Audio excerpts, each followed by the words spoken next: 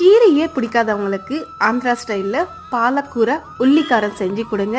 அவ்வளோதான், இந்த கீரையே விட மாட்டாங்க. இப்போ இந்த பாலக்கீரையை நல்லா கழுவிட்டு இந்த மாதிரி குட்டி குட்டியாக கட் பண்ணி தனியாக எடுத்து வச்சுக்கலாம். இப்போ 2 வெங்காயம் நீல வாக்கில் கட் பண்ணிட்டு மிக்சி ஜாரில் சேர்த்துக்கலாம். இதில் முழு பூண்டுவை அப்படியே சேர்த்துக்கலாம். 1 ஸ்பூன் அளவுக்கு மிளகாத்தூள், தேவையான அளவு உப்பு சேர்த்து இந்த மாதிரி அரைச்சி எடுத்துக்கலாம். இப்போ இதை தனியாக எடுத்து வச்சுட்டு ஒரு பேனில் 3 ஸ்பூன் அளவுக்கு எண்ணெய் ஊற்றி கடுகு, உளுத்தம் பருப்பு, ஜீரகம், 3 காஞ்ச மிளகாய், கொஞ்சமாக கருவேப்பிலை. இப்போ இது எல்லாமே தாளிச்சிட்டு அதுக்கப்புறமா கிரைண்ட் பண்ணி வச்சா வெங்காயம் பேஸ்ட்டு சேர்த்து நல்லா கலந்து விட்டுக்கலாம். இதில் மஞ்சள் தூள், தனியா தூள், ஜீரகம் பொடி இதெல்லாமே சேர்த்து நல்லா கலந்து விட்டுக்கணும். ஒரு 3 நிமிஷத்துக்கு அப்புறமா கட் பண்ணி வச்ச பாலக்கீரையும் சேர்த்துக்கலாம். பாருங்க, இப்போ இந்த பாலக்கீரை சேர்த்துட்டு நல்லா ஒரு வாட்டி கலந்து விட்டுக்கின்னு இப்போ மூடி வச்சுட்டு ஒரு 5 நிமிஷம் இந்த கீரை நல்லா வேகட்டங்க. பாருங்க, கீரை நல்லா வெந்துருச்சு. இப்போ ஸ்டவ் ஆஃப் பண்ணிட்டு சர்வ் பண்ணிக்கலாம். சுட சுட சாதத்துல இந்த பாலக்கூரை உள்ளிக்காரம் வச்சு சாப்பிட்டு 1 ஸ்பூன் அளவுக்கு நெய் ஊற்றி சாப்பிட்டு பாருங்க. ஆஹா, என்ன ஒரு டேஸ்ட்!